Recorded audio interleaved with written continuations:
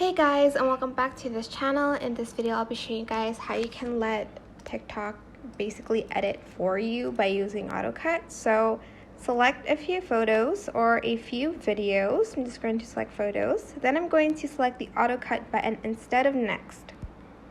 And it's going to basically kind of like process your photos or videos and apply some effects and apply some songs as well.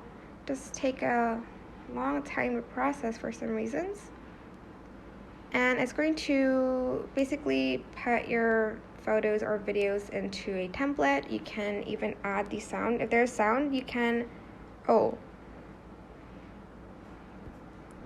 like choose some of the the templates, but here I guess you can add in a sound and just like untick the original sound and select the new song that you want to use and just press next, and that's it. I hope this tutorial was helpful for you guys. Don't forget to like, comment, share, and also subscribe to this channel if you haven't done that already. If you have any questions, just leave it in the comment section down below and I will try my best to answer them all for you guys. And if you found this video helpful, please click the thanks button above the description box down below. Thank you so much for watching. Bye!